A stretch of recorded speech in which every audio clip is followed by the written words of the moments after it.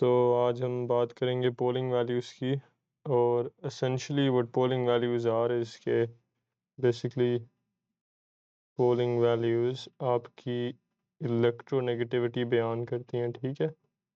तो अगर आपकी पोलिंग वैल्यू ज़्यादा है लाइक 4, 5, ठीक है?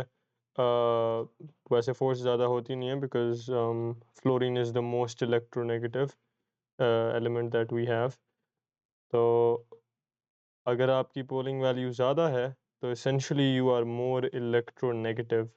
अगर आपकी पोलिंग वैल्यूज़ कम है तो आप कम इलेक्ट्रोनेगेटिव हो, ठीक है? तो that's what Pauling value is and you don't need to remember any of these values या किसी भी और एलिमेंट की, you don't have to remember these. ये आपको दिए जाएंगे, ठीक है? जहाँ भी ज़रूरत होएगी इनकी वो आपको दिए जाएंगे। But the thing you need to actually know about Pauling values इसके अगर इनका डिफरेंस जो है, ठीक है, दैट इज ग्रेटर देन 2, तो आपका जो कंपाउंड होएगा that is going to be what, that is going to be ionic, ठीक है? And actually I'm just gonna write this over here. So actually I'm gonna write difference, so difference with the D, or actually I'm just gonna write this. So अगर आपका difference जो है that is greater than 2, तो आपका जो compound होएगा that will be ionic. And let's say अगर आपका डिफरेंस जो है that is smaller than 1, तो आपका जो कंपाउंड है that will be covalent। And let's say अगर आपका जो डिफरेंस है वो दरमियान में है 1 और 2 के, तो आपका जो कंपाउंड होएगा वो होएगा covalent but with some ionic character, ठीक है?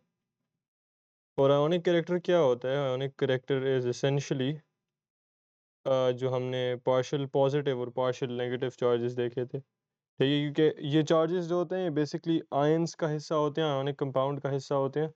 तो बेसिकली जब उनके ऊपर पार्शियल पॉजिटिव और पार्शियल नेगेटिव चार्जेस आ जाते हैं तो उनकी उन the bond is still covalent, लेकिन ये जो कैरेक्टरिस्टिक है पॉजिटिव और नेगेटिव का, ये कैरेक्टरिस्टिक असल में आयंस में देखा जाता है, ठीक है? तो ये चीज़ें आपको कुछ पता होने की ज़रूरत है। Now how they gonna test you इसके, लेट्स से आपको एक कंपाउंड दिया जाएगा LiF, ठीक है? लेट्स से आपको एक ये कंपाउंड दिया गया। अब आपने पोलिंग वैल्यूज़ को यूज़ करके बताना होगा कि इज़ दिस आयोनिक या कोवेलेंट। तो यू कैन सी कि जो लिथियम की है पोलिंग वैल्यू दैट इज़ 1 और जो फ्लोरीन की है दैट इज़ 4, ठीक है? तो you can minus them, so 4 minus 1 and that's gonna give you 3, और 3 जो है दैट इज़ ग्रेटर देन 2, तो आपका कंपाउंड आयोनिक है, ठीक है? एंड इस तरह आपने कोवेलेंट के लिए यही काम करना होगा और covalent but with some ionic character के लिए यही काम करना होगा, ठीक है? तो that's how you use the Pauling values. अब बात कर लेते हैं ज़रा डायपोल मोमेंट की। एंड एसेंशियली वो डायपोल मोमेंट इज़ के फ़र्ज़ कर लो मेरे पास यहाँ पर एक एटम है X और यहाँ पर एक एटम है Y, और एक्चुअली यहाँ पर मैं लिखना चाहूँगा कि हमारे पास एक एटम है Z which is more electronegative than Y which is more electronegative than X, ठीक है? This is the most electronegative and this is the least electronegative। तो अब क्या होएगा कि बेसिकली यहाँ पर जो बॉन्डेड पेयर हम वो ड्रॉ कर लेते हैं। तो क्या होएगा होएगा ये कि ये y क्या करता है, हमने देखा था ये y डिस्टोर्शन क्रिएट करेगा, डिस्टोर्शन यानी शेप चेंज कर देगा x की। तो ये फ़र्ज़ करो इसने x की शेप चेंज कर दी इलेक्ट्रॉन्स को अपनी तरफ खींच कर। और अब क्या होएगा, अब let's take z and y, Yeah, let's take z and x. Let's take z and x. ठीक है, so we have x over here and we have z over here. तो अब इस सिचुएशन में हमारे पास क्या होगा? इस सिचुएशन में हमारे पास कुछ ऐसे होएगा कि z जो है वो ज़्यादा डिस्टॉर्शन क्रिएट कर रहा होगा एज़ कम्पेयर टू y. ठीक है, z जो है वो ज़्यादा डिस्टॉर्शन क्रिएट करेगा एज़ कम्पेयर टू y, क्योंकि z जो है that is more electronegative then y. तो you can see there's less distortion here, less distortion over here, और यहाँ पर जो डिस्टॉर्शन थी वो ज़्यादा थी. तो dipole moment isn't exactly distortion, लेकिन आप उसको ऐसे समझ सकते हैं कि अगर डायपोल मोमेंट ज़्यादा है तो इसका मतलब ज़्यादा डिस्टॉर्शन हो रही है. ठीक है, तो व्हाट वी डू इज़ कि we write partial positive over here, partial negative over here, और हम बेसिकली एक एरो ड्रॉ करते हैं शो कराने के लिए कि इलेक्ट्रॉन्स जो हैं वो वाई की तरफ खींचे हुए हैं. ठीक है, और फिर इधर भी हम सेम काम करते हैं. और फिर बेसिकली आपसे इस तरह पूछा जा सकता है कि डायपोल मोमेंट क्या एक्स वाई के अंदर ज़्यादा है या एक्स जी में ज़्यादा है? एंड वाला उसका answer is very simple, X G में ज़्यादा है. वहाँ पर ज़्यादा डिस्टॉर्शन हो रही है, वहाँ का डायपोल मोमेंट ज़्यादा है. The exact meaning of dipole moment would be के बॉन्ड में जो इलेक्ट्रॉन्स हैं, जिस तरह ये एक बॉन्ड है जी और एक्स के बीच में, इसमें जो इलेक्ट्रॉन्स हैं ये क्या ज़्यादा खींचे गए हैं या कम खींचे गए हैं? और देखो यहाँ पर एक बॉन्ड था लेकिन इधर इलेक्ट्रॉन्स कम खींचे थे वाई ने. जब यही बॉन्ड जी और एक्स के दरमियान हमने देखा तो जी ने ज़्यादा खींचे थे. ठीक है, तो जिधर बॉन्ड ज़्यादा खिंच रहे होते हैं वहाँ पर डायपोल मोमेंट ज़्यादा होता है. तो what I am going to do is कि मैं आप लोगों को यहाँ पर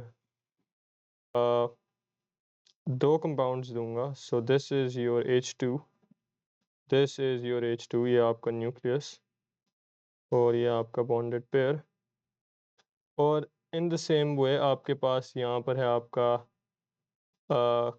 क्लोरीन और यहाँ पर है आपका हाइड्रोजन.